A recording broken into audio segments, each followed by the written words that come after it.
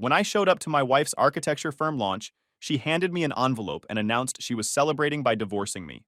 Sign and leave, she demanded. So I walked out, quietly yanked my $750,000 in funding, and started calling in every dollar she'd blown on her affair. All right, Reddit. I spent 18 months bankrolling my wife's dream business, until she finally showed me what I was paying for, and served me divorce papers in front of everyone at the launch party. But she had no idea what was coming. Grab your popcorn and bear with me till the end. Definitely worth it. Name's Dean, 38 male. And there I was, walking into the Hyatt downtown in my best suit, thinking tonight was going to be my moment. I'm the owner of 15 fast casual restaurants across 3 states that I built from a single food truck and a dream about making decent money selling overpriced sandwiches. Tonight was supposed to be the grand opening of Sterling and Associates Architecture, my wife's dream firm that I'd been bankrolling for 18 months. The place was dripping with that expensive taste Anita always had. Modern everything. Glass walls, those weird geometric light fixtures, and a catering spread that probably ran 5 figures. Every single penny came from my accounts. Every server in a bow tie, every tray of those tiny fancy foods nobody actually eats, every crystal glass that got handed out to people I'd never met. My money, my connections, my reputation vouching for a firm that didn't have a single completed project yet. I was feeling pretty solid about the whole thing, not gonna lie. Without my wallet and my willingness to sign checks without asking too many questions, there wouldn't be any Sterling and Associates, there'd be no party. Then I heard it. This comment that cut right through all the noise. Some kid in a cheap suit, probably fresh out of design school, leaned over to his buddy and said it just loud enough. Well, looks like the test run husband actually showed up. Test run husband. The words hit wrong, but I kept walking, kept my expression neutral. Because that's what you do when you've spent 15 years dealing with health inspectors, entitled customers, and employees who think showing up on time is optional. But inside, something wasn't sitting right. I scanned the room for Anita. There she was at the podium, looking like she'd just stepped out of a magazine. She was working the room like a politician, accepting congratulations from everyone who mattered in the architecture scene. Her business partner Miles stood off to the side, looking smug in his designer suit. And there was Caroline, Anita's mother, sitting in the front row with this satisfied smile. That woman had never liked me, never thought a guy who started in a food truck was good enough for her daughter, who graduated summa cum laude from design school. Anita caught my eye and smiled. Then she tapped her glass with a fork, and the room fell silent. Every conversation died mid-sentence. You could hear the AC humming. "Ladies and gentlemen," Anita began in that smooth, confident voice, "thank you all for being here tonight to celebrate the launch of Sterling and Associates. This firm represents everything I've worked towards since I was a little girl, drawing buildings in my mother's office." The crowd murmured. Someone raised a glass. Then she did something that made every hair on my body stand up. She reached into her clutch and pulled out a plain manila envelope. "However," she continued, and the room went dead quiet, "before we officially open our doors to clients, I have one small piece of business to handle first." She walked down from that podium, heels clicking loud. The crowd parted. I could feel every eye in that room turn toward me. She stopped right in front of me. "Dean," she said, making sure everyone could hear her, "you've been incredibly generous. So supportive. I want everyone here to know that the first project Sterling and Associates will be handling is very personal." She handed me that envelope, turning to address the room with that practiced smile. "These are divorce papers. Dean, these are the papers. Please sign them and leave tonight. We're done here." The applause was immediate. Not from everyone, but enough people that it felt like they were celebrating my public execution. Some people gasped. I heard Caroline's laugh from the front row, this sharp, satisfied sound that told me she'd been waiting for this. I stood there holding that envelope, every instinct telling me to throw it back in her face, to cause the scene everyone was clearly expecting, to ask what happened to the woman I married 10 years ago. But that's not how I operate. So I folded that envelope in half, slid it into my jacket pocket, and walked toward the exit. Just walked out like I had somewhere better to be. Behind me, I could hear the party resuming, the music getting louder, Caroline's voice saying something about finally and should have done this years ago. I loosened my tie and stood there on the sidewalk for a minute, just letting the heat hit me. Then I smiled.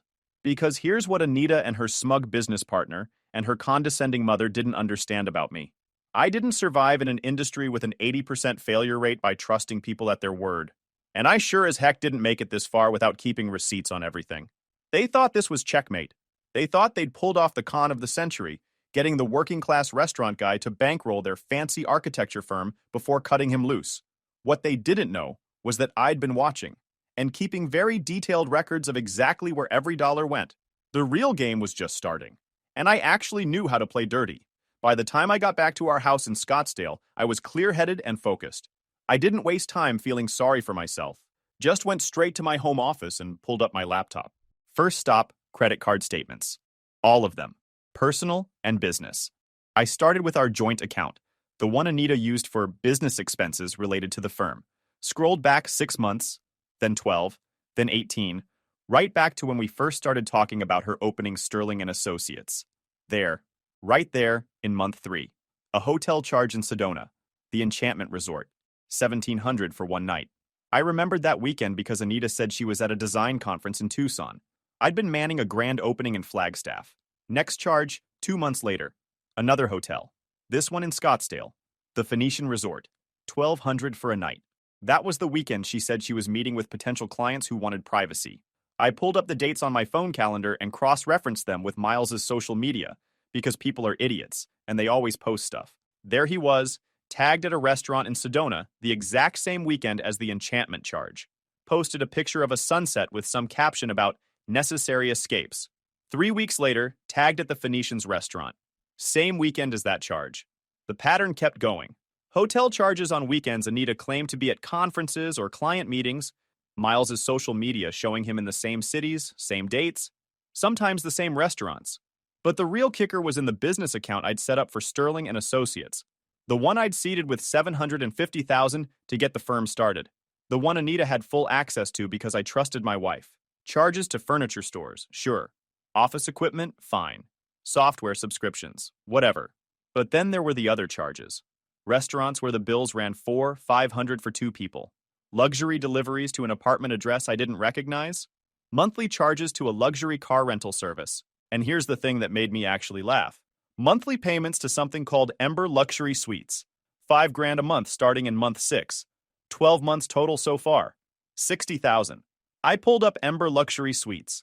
Fully furnished executive apartments in downtown Phoenix. Month-to-month leases for professionals who needed a discreet secondary residence. I sat back in my chair and just let that sink in.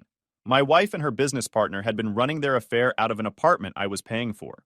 Using money I'd given them to start a business, they'd set up their own personal love nest. It was almost impressive. Almost. My phone buzzed.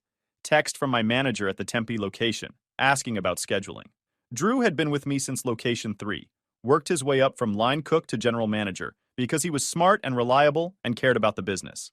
I sent back a quick response, then stared at that credit card statement again. $60,000 for an affair apartment, plus probably another $20,000-30,000 in hotel stays and fancy dinners and all the other stuff that goes into maintaining a side relationship. So let's do the math. $750,000 in initial business funding. Another $400,000 over 18 months for office build-out, equipment, software, salaries for the 3 junior architects Anita had hired. Then add the personal account charges I'd been covering, the joint credit cards, the business expenses that somehow always ended up on my cards. I opened a blank document and started making a list. Every single dollar that went somewhere other than legitimate business expenses. It took me 3 hours to compile it all. By the time I was done, the sun was coming up, and I had a document that would make a forensic accountant weep with joy. But here's where Anita made her critical error. See, when I initially funded Sterling and Associates, she was so eager to get her hands on that money that she barely glanced at the corporate paperwork. She signed operating agreements, partnership documents, financial oversight contracts, all the boring legal stuff. What she didn't notice was that I'd structured everything as a business loan with very specific terms, repayment schedules, performance benchmarks, and most importantly, a clause that let me call the entire loan due immediately if I could prove funds were being misappropriated. I'd done the same thing with a restaurant location that went sideways 3 years ago. The partner tried to use business funds for personal expenses. I documented everything, triggered the misappropriation clause, and legally repoed the entire operation. I pulled up my lawyer's contact, my business attorney, Celeste, who'd helped me structure every restaurant deal I'd ever done, sent her an email and attached my 3-hour spreadsheet of financial evidence. Then I waited. Banks don't open until Monday morning, and I needed business hours to move that kind of money. So I spent Sunday getting everything else ready. By the time Celeste called me back Sunday afternoon, I had a pot of coffee going and a plan that was going to make Anita's public humiliation look like a warm-up act. Dean, Celeste said, sounding impressed, I read through your documentation. How fast do you want to move on this? First thing Monday morning. Good, because this is the cleanest misappropriation case I've seen in 10 years. We can have papers filed by end of business Monday. Do it. And Celeste, make it loud. I could hear the smile in her voice. Oh, this is going to be fun. After I hung up, I sat there with my coffee and thought about Anita sleeping, probably next to her phone that was already blowing up with congratulations from last night. She had no idea what was coming. Monday morning, I was at the bank when they opened at 8. Transferred the entire $750,000 from the Sterling and Associates business account to my business holding account. Not illegal. I was listed as the primary account holder with full transfer authority. Anita had signing privileges, but I'd made sure I maintained ultimate control. By 9 a.m., I was sitting in my office at the flagship restaurant, the one I still ran personally because I like staying connected to where it all started, when my phone started lighting up. Anita.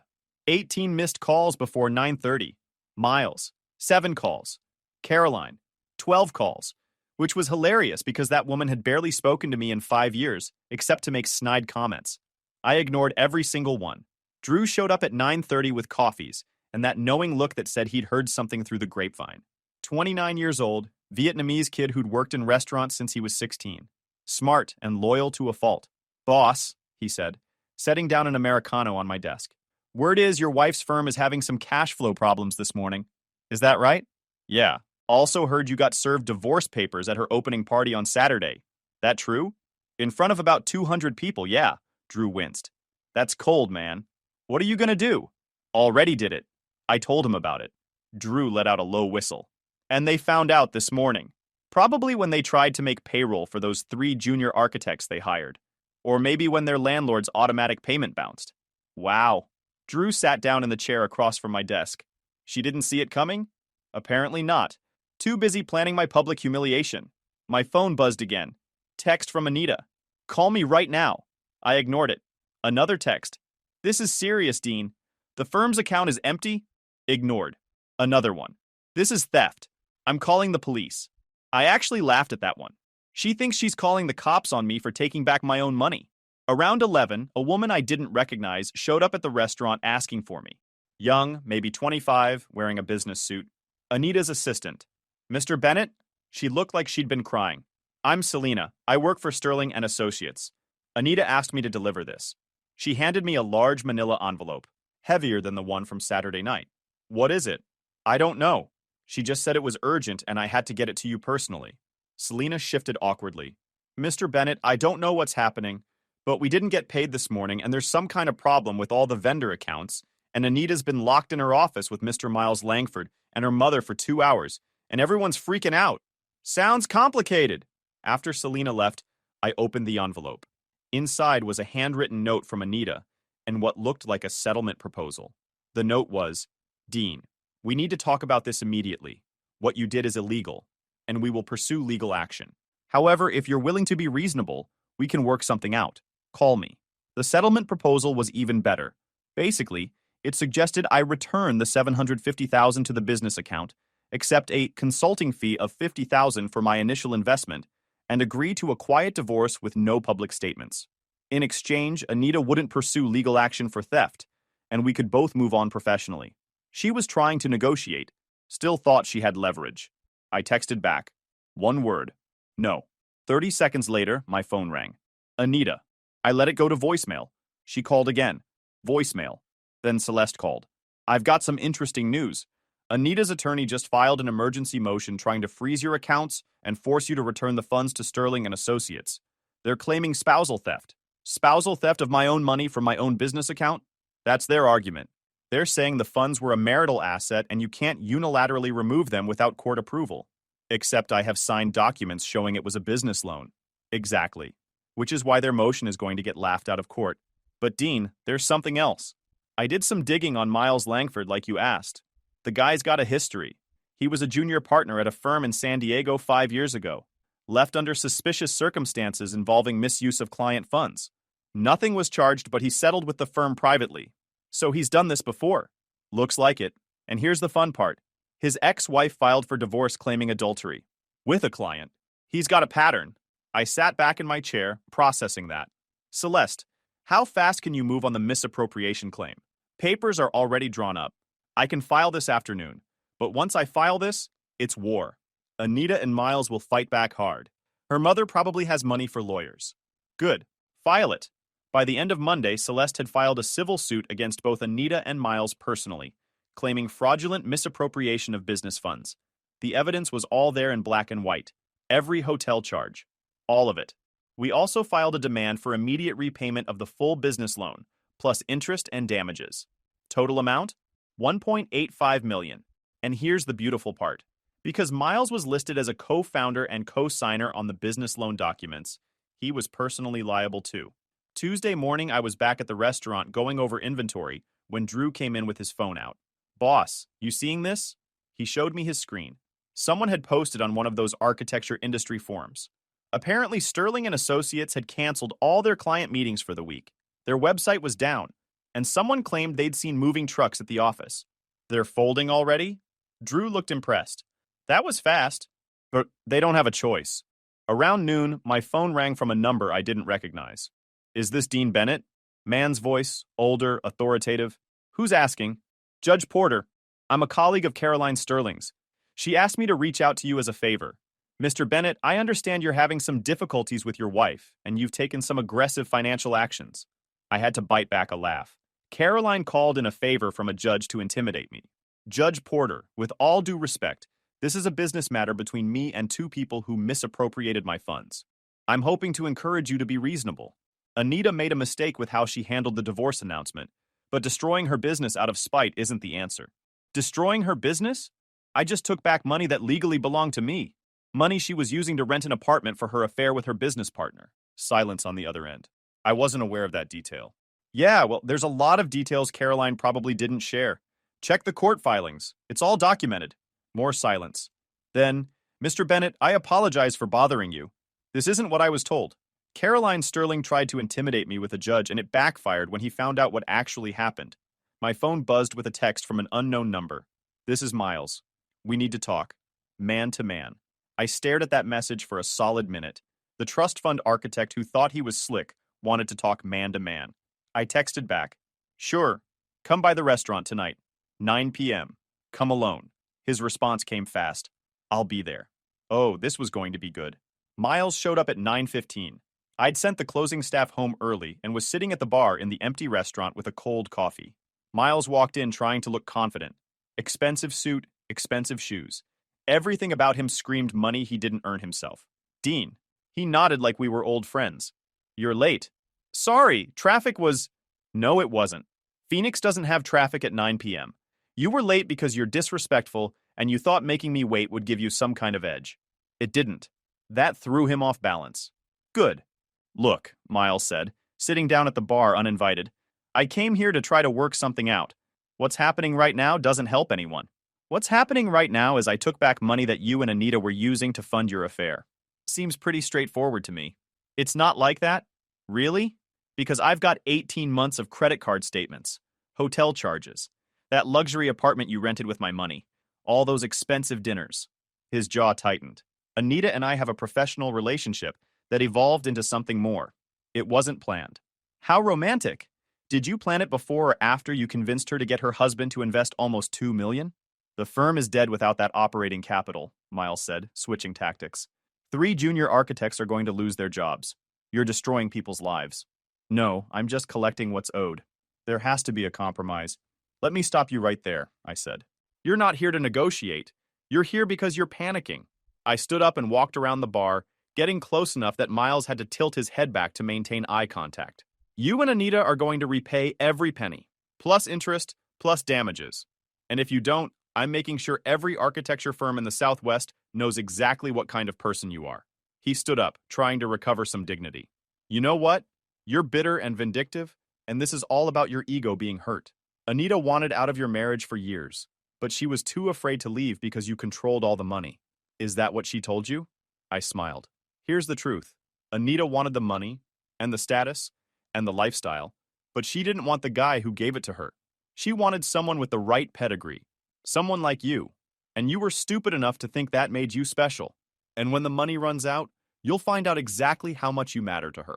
I walked to the front door and opened it. We're done here. See you in court.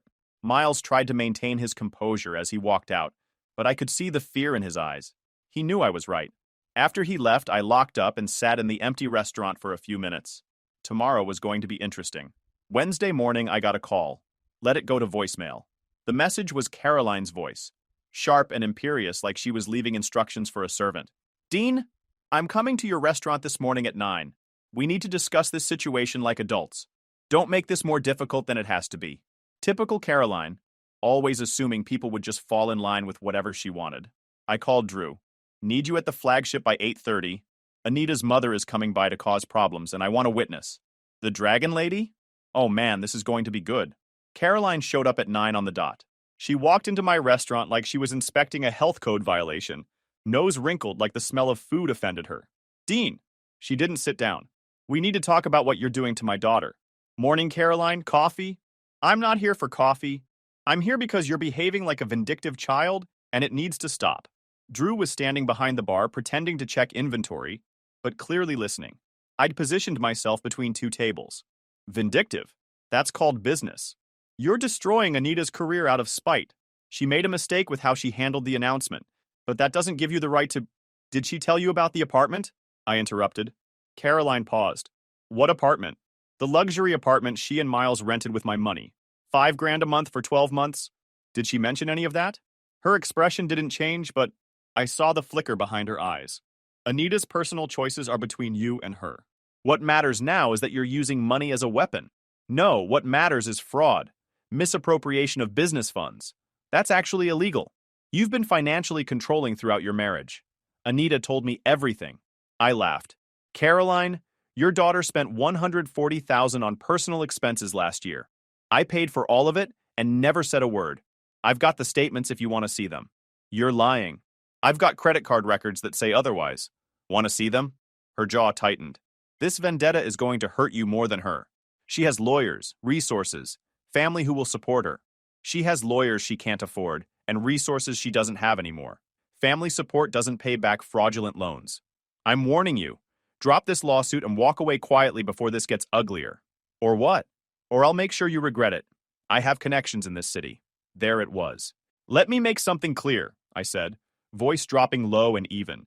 You want to come after my businesses? Try it, but your threats don't scare me. You're making a mistake. No, you are. Get out of my restaurant. Excuse me?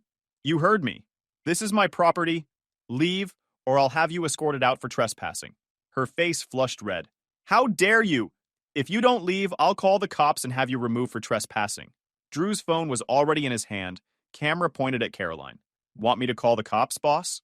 Caroline looked between me and Drew, finally realizing she'd lost whatever leverage she thought she had. This isn't over. She turned and walked out. After she was gone, Drew let out a low whistle. Man, that woman is something else. My phone buzzed. Text from Anita. My mother said you were incredibly rude and threatening. This is escalating and you need to stop. I typed back one sentence. See you in court. Then I blocked her number. The next 4 weeks were chaos. Sterling and Associates officially closed their office 5 days after Caroline's visit. Couldn't make rent, couldn't pay staff, couldn't cover utilities. The landlord locked them out with half their furniture still inside. Celeste called me the following Monday with an update. The misappropriation claim is solid. Bad news is they're fighting dirty. Filed a countersuit claiming you manipulated Anita into signing documents she didn't understand. She has an architecture degree and an MBA. I know, it's garbage, but it'll drag out. Let it drag. The chaos wasn't just legal. My restaurants got hit with dozens of fake one-star reviews over 3 days, all suspiciously similar, all claiming issues that never happened. Caroline making good on her threats. Drew caught it first. Boss, someone's running a smear campaign. Already reported them. Takes time to remove. Then, one of my suppliers called about someone impersonating health department officials, asking questions about my locations. But the real problem came from Miles's father. Samuel Langford showed up 2 weeks into the chaos with 2 lawyers in tow. Distinguished guy in his 60s, expensive everything. Mr. Bennett, I'm Samuel Langford. I'm prepared to offer you $300,000 to drop the lawsuit. I had to bite back a laugh. Your son helped my wife steal almost $2 million. You think 300,000 makes that go away? Samuel's expression hardened. Take the offer, or I'll make sure this lawsuit costs you more in legal fees than you'll ever recover. I have attorneys on retainer who bill 800 an hour. Nope, you're making a mistake. I've been hearing that a lot lately. Answer's still no. That same afternoon, the health department showed up for a surprise inspection. Completely random, they said.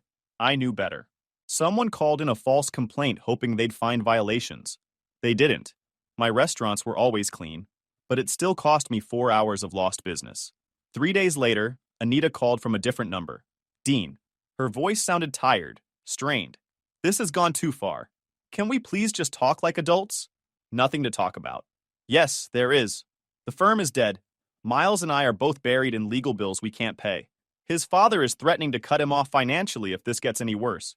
My mother is barely speaking to me because I lost the money she'd invested too. Caroline invested in the firm? 50,000. She was going to be a silent partner. Now that's gone too, and she's furious. That explained why Caroline was so invested in threatening me. Not my problem, I said. Dean, I'm sorry, okay? But can we please find a way to end this? You want it to end? Pay back what you owe. I can't. You know I can't. We have nothing. You made your choices. Now you get to live with them. You're going to destroy us over this? Completely ruin two people's lives? I'm not destroying anything. I'm just holding you accountable for your choices. Big difference. She was crying now. There has to be something we can work out. There isn't. See you in court. I hung up and blocked that number too. That night, I sat in my home office going over the damage. Legal fees were piling up. My restaurants were holding steady despite the fake reviews and harassment, but the stress was affecting my staff. Drew had been putting in 70-hour weeks helping me manage everything. Celeste was billing me thousands a day to fight off Anita's countersuit and deal with Samuel Langford's lawyers. This was costing me. Maybe not as much as it was costing Anita and Miles, but still, real money, real time, real energy that should have been going into my business. But some things were worth the cost. And watching Anita's perfect life crumble piece by piece, that was worth every penny. 6 weeks after everything imploded, Celeste called with news. They're settling. Anita and Miles are both agreeing to the full repayment terms. Structured payments over 7 years, garnished from any income they earn. It's not perfect, but it's documented and enforceable. What changed? Samuel cut off Miles completely, told him to handle his own mess. And Caroline apparently ran out of patience with Anita's situation. Without family money backing them, they can't afford to keep fighting. So I won. You won. Papers should be ready to sign by the end of the week. I should have felt more satisfied, should have felt vindicated, but I just felt tired. The restaurants were fine. The fake reviews had been removed, and the business was steady. Life was moving forward, just not in the direction I'd expected a year ago. Saturday afternoon, I was at the flagship restaurant doing inventory when the front door opened. I glanced up expecting a customer who hadn't seen the closed sign. It was Anita. She looked tired. No makeup. Eyes puffy and red. Dean, her voice was quiet. I know you probably don't want to see me. She walked to the bar and sat down on a stool. I didn't stop her. I signed the settlement papers yesterday, she said. 7 years of payments. Basically, every dollar I make above poverty level goes to you until the debt is paid. That's the deal. Anita flinched. I know. I know what I did was wrong. I know I hurt you. I know I ruined everything we built together. Is there a point to this? I came to ask if there's any chance we'd try to fix things between us. We can work through this. 10 years has to count for something. I stopped counting inventory and looked at her. Saw the desperation in her eyes. The hope that maybe, somehow, she could salvage this. You're serious. I am. I made terrible mistakes, Dean. I got caught up in this idea of who I was supposed to be, and I forgot about who I actually was. Miles was a mistake. The divorce was the worst mistake of my life. And I know I can't undo any of it. But maybe we could start over? Try again? No. The word came out flat. Dean, please, let me make something clear. You didn't make mistakes. You made choices. Those were conscious decisions because you thought you were smarter than me.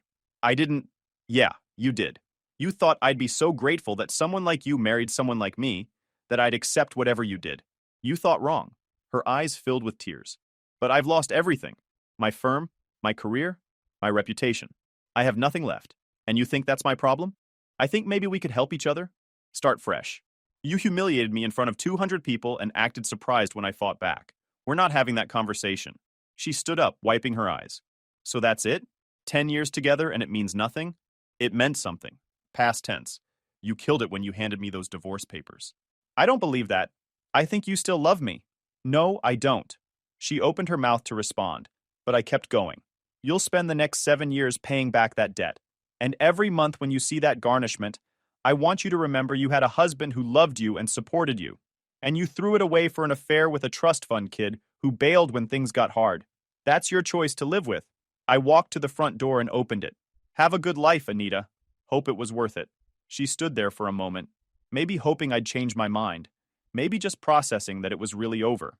Then she walked out without another word.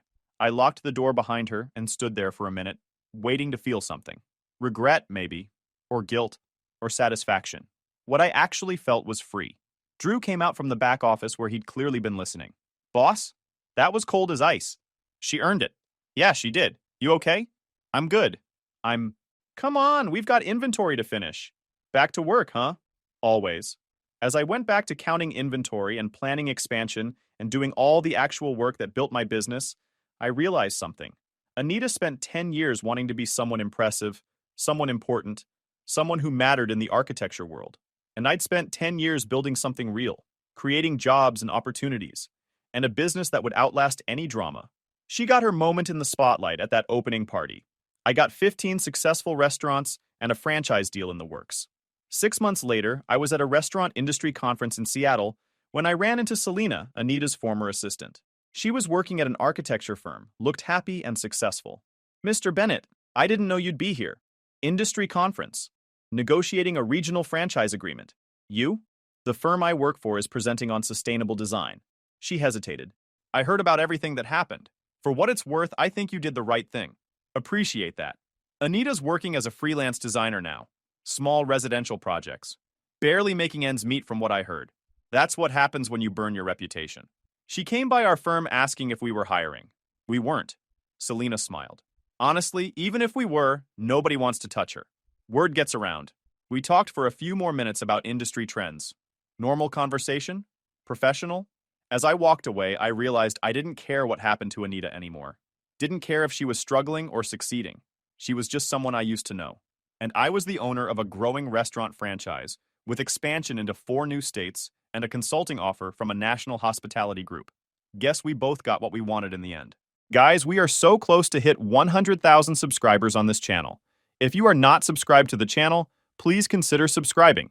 It really helps hit that 100,000 mark. Thanks for making this dream come true.